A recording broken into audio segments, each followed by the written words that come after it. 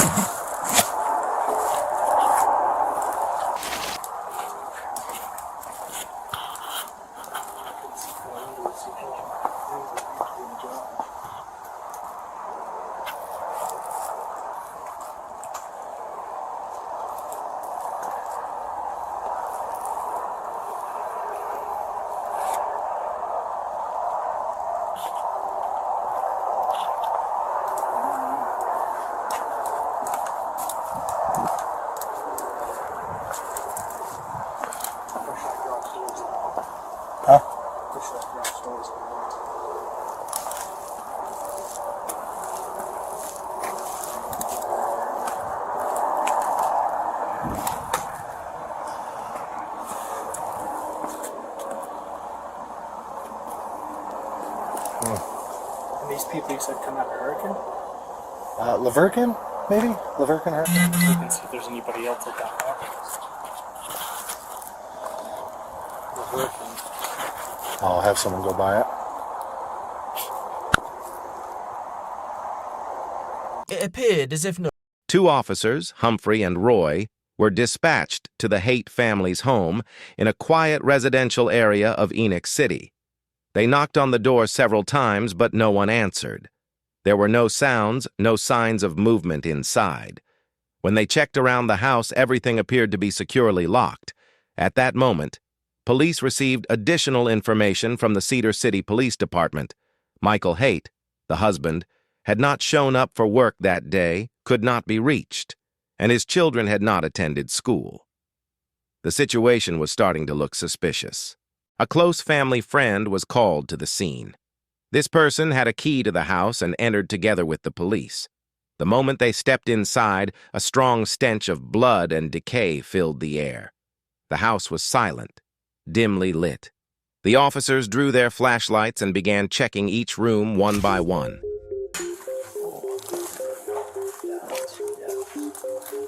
Sorry, they were just asking. There's 5 kids. Yep. Enoch City Police Department. Enoch City Police Department. Yeah.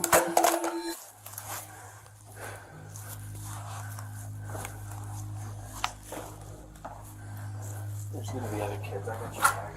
Cedar 6W3 prioritize this channel. I have 2 deceased on the bed. I'm gonna clear the home. Cedar 6 or Enoch City Police Department. Anybody in the hall, make yourself known. I'm gonna clear this room.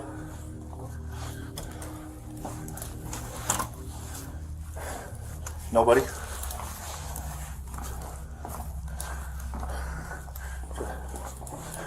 Enoch City Police Department. Anybody else? We got another one deceased right here.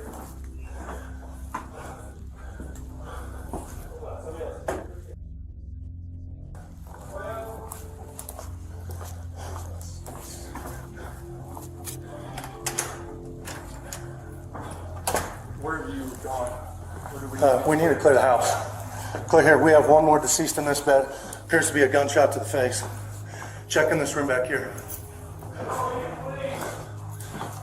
One deceased here. Clear. Making good. I'm checking here. No, you're good. Wait. Got it? Yeah. One more. Gunshot back ahead.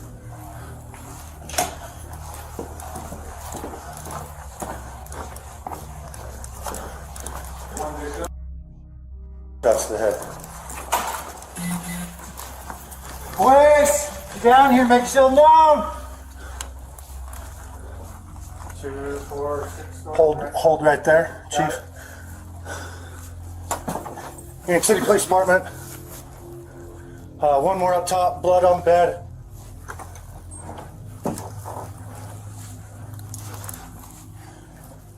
Bathroom here. Yeah, mess. One more down here. Bathroom's clear. Checking this room. Another gunshot. Or, sorry, I don't know that, but appears to be. Oh, yeah. One more. Gunshot back of the head. Nobody else. Just a vacuum that's gonna fall. Go. Sauna, that way, left, opening. Safes. Got keys in 2 safes down here. Clear here.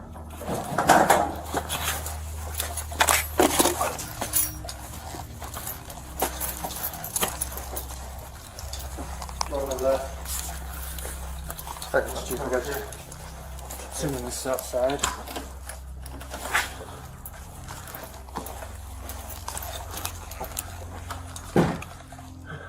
It's got another dead body. This is Michael here.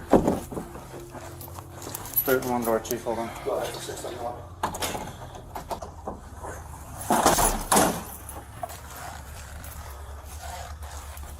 Nope.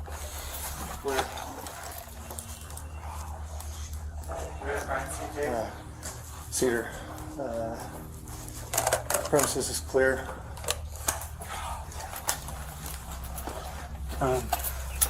Let's talk. I'm just letting dispatch know the house is clear. Hold on. Don't come in. Nobody go upstairs and don't let anybody in. Hey, stay out.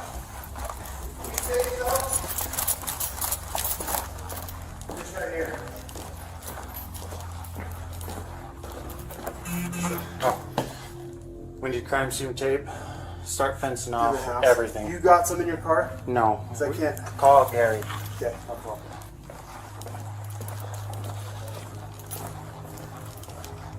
Sierra 60, 6W6, can you notify the county attorney?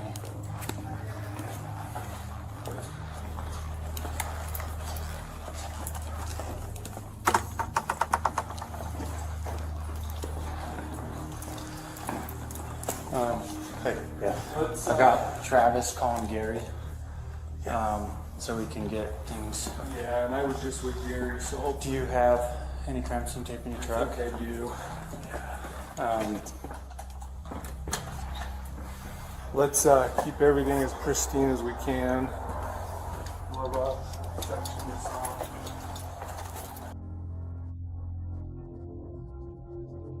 Michael, Torsa, their children, and Torsa's mother, 78-year-old Gail Owen, were found dead in the home, all with gunshot wounds to the head. Some had been shot multiple times. Once the bodies were located, the patrol officers called in homicide detectives to take over. Upon arrival, they began trying to piece together what exactly went down. Why were there a large number of bodies? Who could have done this to the family? And well, they would get their answers just a few moments later. Next to Michael's body laid a note. Only excerpts have been released. Torsa Haight, 40 years old, the wife and mother of 5 children. Briley Haight, 12 years old, the eldest daughter. Sienna Haight, 7 years old, the twin daughter. Aiden Haight, 7 years old, the twin son. Gavin Haight, 4 years old, the youngest son. Gail Owen, 78 years old, Torsa's mother. A simple welfare check, a quiet suburban home, and behind those closed doors, a story that would haunt an entire nation. 8 lives lost, and only silence left behind. People still ask the same questions. How could a father do this, and why didn't anyone see the signs sooner? This story isn't just about one man's madness. It's about what happens when control replaces love, when silence replaces honesty, and when appearances matter more than truth. If you ever feel unsafe, unheard, or unseen, speak up. Ask for help. Because sometimes the most dangerous place is the one that looks perfectly normal from the outside.